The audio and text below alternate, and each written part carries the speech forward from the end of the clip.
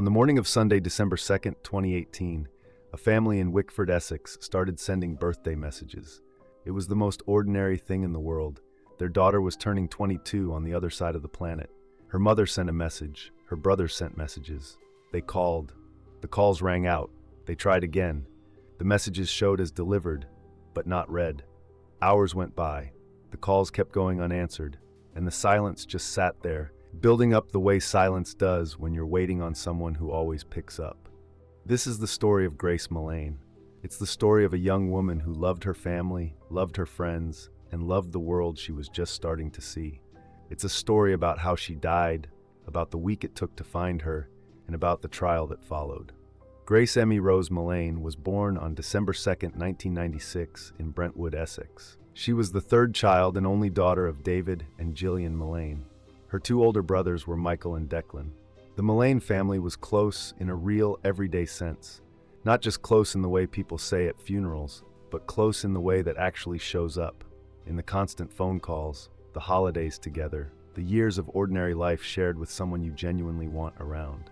They were, in the words Gillian Millane would later use, best friends. Grace went to St. Thomas More High School in Westcliff-on-Sea, and after secondary school, she enrolled at the University of Lincoln and graduated in September 2018 with a degree in advertising and marketing. Among everything that came out in the years of coverage around Grace's case, one detail has stuck with people more than almost any other. When Grace was a little girl, young enough that this was a school homework project, not a travel plan, she wrote about New Zealand. She described the country, and she wrote in careful child's handwriting that she was going there one day. Her mother found that project after Grace died. "I found a school project she did about New Zealand," Gillian said, "and it said I'm going there one day." And she did get there. The trip had been planned carefully. South America first, 6 weeks with an organized group traveling through Peru. Grace hadn't traveled alone before, and that was intentional. She wanted a structured start with company built in before the solo leg she'd always planned to follow. She left England in October 2018. By November, she was in South America. On November 20th, 2018, Grace landed at Auckland International Airport and stepped into New Zealand for the first time. She was, by everything in the public record, exactly where she had wanted to be since she was old enough to write it down.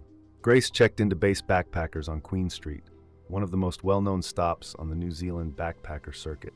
In the days after she arrived, she headed north. She visited the Bay of Islands. She went with friends she'd made along the way. She took photos. She sent them home. Her father, David, later told reporters that Grace had been bombarding the family with images since she landed. Messages full of the excitement you only get when you're somewhere you've been wanting to go for a very long time. On December 1st, 2018, a Saturday, warm and bright, the first weekend of summer, Grace was at Base Backpackers. She set up or refreshed a profile on Tinder, which a lot of solo travelers do in a new city. It's a way to meet people, see a place through someone else's eyes, and have a drink with someone. She matched with a man, and they immediately made plans. They decided to go out that evening. At some point during the evening, while they were inside Sky City, the casino and entertainment complex on Queen Street, Grace stopped, looked up at the Christmas tree in the lobby, and took a photograph. And then, she sent it home to her family. That was the last message her family ever received from her. There is something you should know about New Zealand. Auckland's city centre is well covered by CCTV. Cameras sit on the main commercial streets, at the entrances to major buildings, along the routes between bars and hotels. The camera footage showed before 9:40 p.m. was two people on a date. Moving through the city together, bar to bar, the easy back and forth of two people getting to know each other. Nothing in any of the footage showed distress or coercion. Grace looked at ease. She looked like she was having a good time. The CCTV kept recording. At approximately 9:40 p.m., a camera at the entrance of the City Life Hotel on Queen Street captured the last confirmed image of Grace alive. She and the man walked into a lift together. The lift doors closed. The City Life Hotel is a serviced apartment building in central Auckland. The man had been renting a room there, apartment 308 on the 3rd floor. That's where he took Grace. What happened inside and what he did in the hours that followed is the most disturbing documented part of this story. The pathology evidence confirmed how Grace Millane died.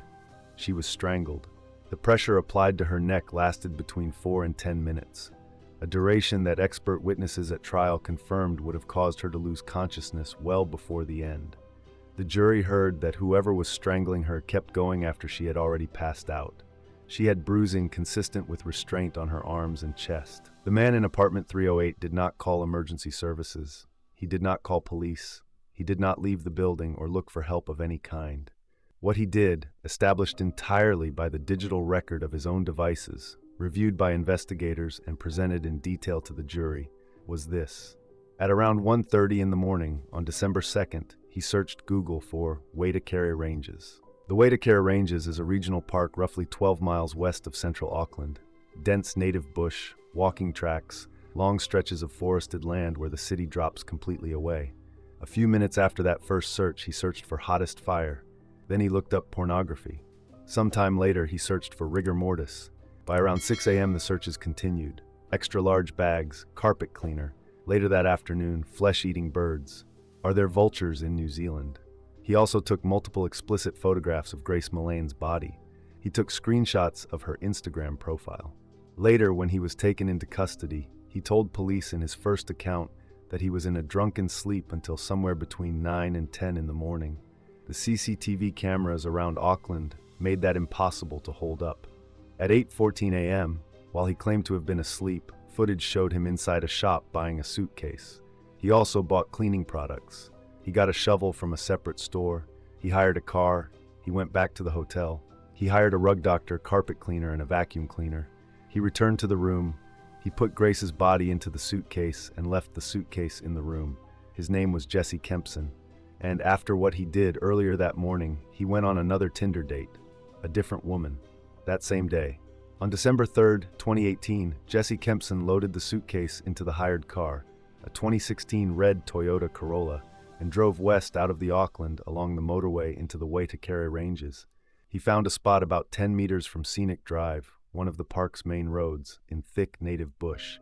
He used the shovel he bought the day before to dig a grave. He buried Grace there, in the suitcase, in the ground, and drove back to the city. He then returned the rug doctor. He cleaned the apartment. He checked out of the City Life Hotel with 2 large suitcases, using a hotel trolley to move them, and he moved on. Grace Millane stayed in the ground in the Waitakere Ranges. She would be there for 6 more days. Back in Wickford, the birthday messages were going unanswered. December 2nd passed, December 3rd, December 4th. The calls kept going to voicemail. By December 5th, David and Gillian Millane contacted Auckland police and formally reported Grace missing. At Auckland City Police, the case went to Detective Inspector Scott, the field crime manager for the district. When he was first told about the circumstances of Grace's disappearance, he wasn't immediately alarmed. Missing person cases come through constantly. People go off-grid all the time and usually turn up. On December 6th, David Millane flew from London to Auckland. He landed in a city he didn't know, in a country he'd never visited, without his daughter. Police met him at the airport. He was taken to Auckland Central Police Station, and on December 7th, he stood in front of the cameras. He had flown across the world because that's what parents do. He described Grace to the cameras. He called her lovely, outgoing, and family-orientated. He asked for information. He asked anyone who had seen Grace to come forward. Meanwhile, investigators were closing in. The CCTV was building a clear picture. The phone searches had been identified. A vehicle had been traced. On December 8th, 2018, police brought the man in for formal questioning at Auckland Central Police Station. After several hours of interviews, Detective Inspector Scott called a press conference. Sadly, Scott told the media, the evidence we have gathered to this point of the inquiry has established that this is a homicide. He added, in plain, direct language, the evidence we have located so far, our scene examination, CCTV footage, and our investigation, has determined that Grace is no longer alive, and this is a murder investigation. The man, whose name was suppressed by a New Zealand court order that would stay in place through the trial and beyond, was charged with murder that day. He was remanded in custody. Police still hadn't found Grace's body, but thanks to the CCTV surrounding the city, they had a strong idea of where to look. On the morning of Sunday, December 9th, 2018, police forensic teams began a full search of a stretch of bush approximately 10 meters from Scenic Drive within the Waitakere Ranges Regional Park. At a press conference that afternoon, Scott confirmed what most had been dreading. "I can now advise that a short time ago we located a body which we believe to be Grace. The formal identification process will now take place. However, from the evidence we have gathered over the last few days, we expect that this is Grace. Obviously, this brings the search for Grace to an end." He paused. "This is an unbearable time for the Millane family, and our hearts go out to them." He confirmed that police had recovered the vehicle of interest, a 2016 red Toyota Corolla hire car. Grace's body was formally identified shortly after. She had been there for 6 days. She had been there while her family sent birthday messages. New Zealand's response was immediate and widespread, in a way that caught some observers off guard. Vigils were held across the country, not just in Auckland, but in Wellington, Christchurch, Hamilton, in cities Grace had never been to and never would be. Strangers brought candles and flowers, social media filled with messages written to a young woman who would never read them. A British girl had come to New Zealand and been sent home in a coffin. The country felt that as a collective failure, and the response was honest about it. David Millane stayed in Auckland through the formal identification of Grace's body and the early court proceedings. Before he flew home carrying his daughter, he released a statement. It was short and careful, and in the way it thanked New Zealand rather than condemned it, generous in a way that floored a lot of people who read it. He said Grace would forever be a Kiwi. He thanked New Zealand. He thanked the police. He said the family's world had been turned upside down. He took Grace home. They buried her in Ramsden Bell House, a village near Wickford, after a funeral service at Brentwood Cathedral on January 10, 2019. In the months between Grace's funeral and the start of the murder trial, the police investigation continued. Investigators built a case around the CCTV footage, the phone data, the physical evidence from apartment 308, and the pathology report. They also identified other women who had encountered the defendant, women whose experiences would eventually emerge, told a story that went far beyond December 1, 2018. The trial opened at the Auckland High Court on November 4, 2019. The defendant's name was still suppressed in New Zealand at that point, though some international outlets had published it in defiance of the order. He was 27 years old. He had pleaded not guilty. The Crown's case was led by prosecutor Brian Dickey. The defense was led by Ian Brookie and Ron Mansfield. The core facts, that Grace Millane had died in the defendant's apartment, that he had then buried her in the Waitakere Ranges, were not in dispute.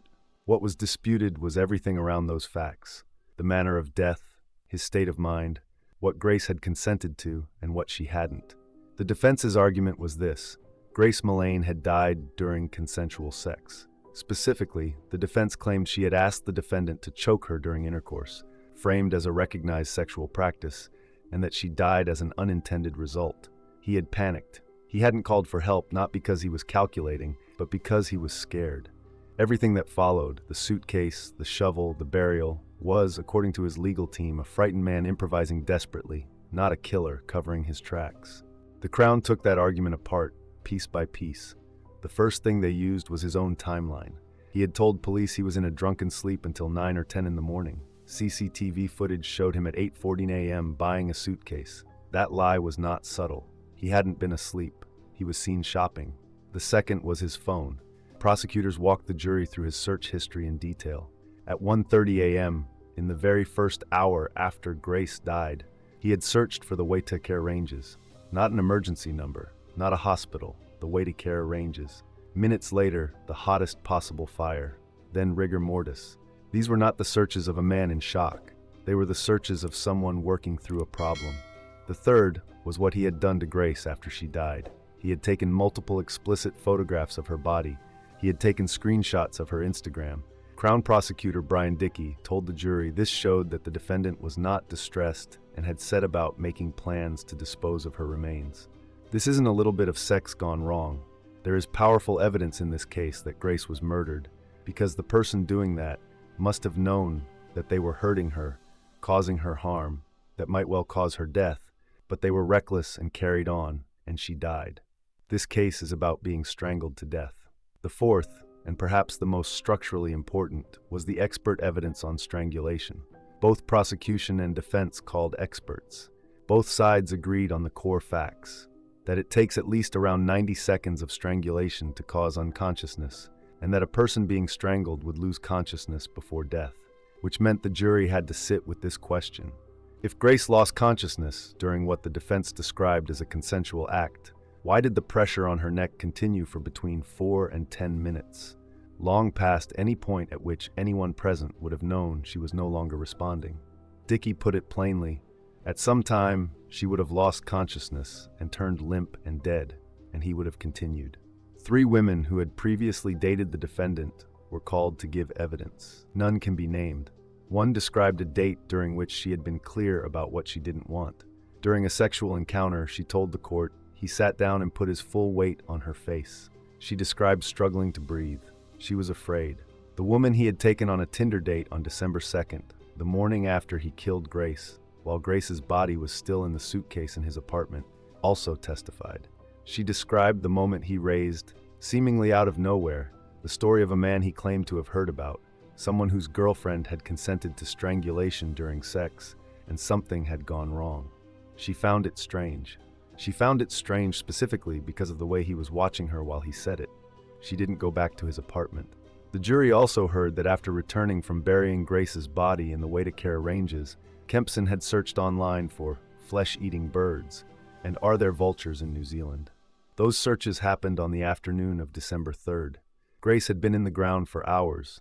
The jury deliberated for just over 5 hours. For a case of this complexity, that's a relatively short time, and it's generally understood as a sign of how clearly the evidence landed.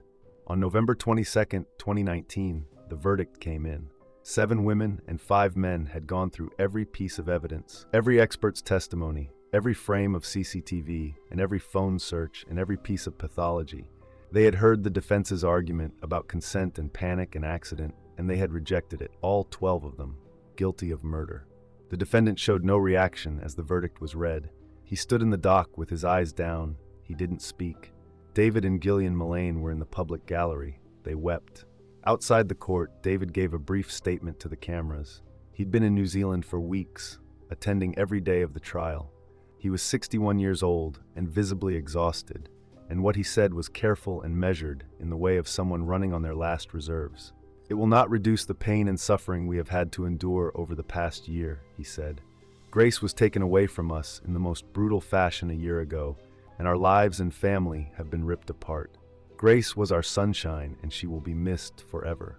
He said the verdict would be welcomed by every member of Grace's family and friends. He called the murder barbaric.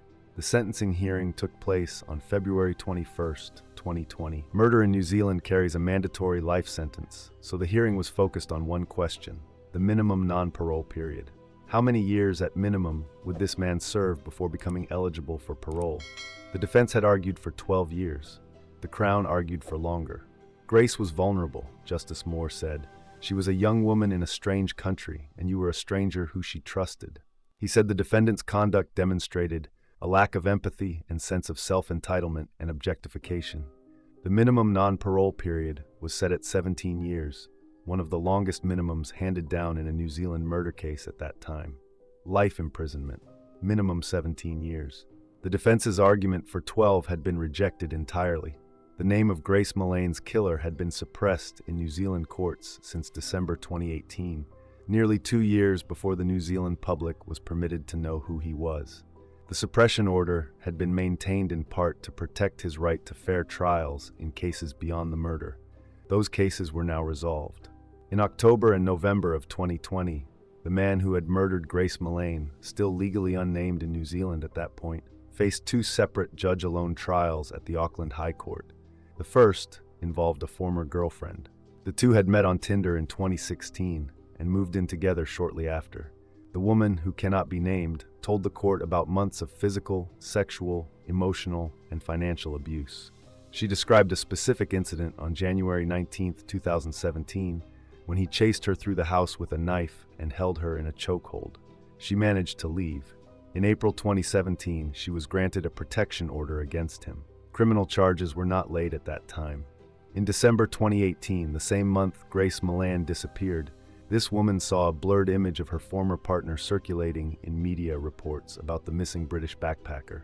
The face was obscured following the suppression order, but she recognized him. "I had this gut instinct it was Jesse," she said in court. "My whole world came crashing down around me again."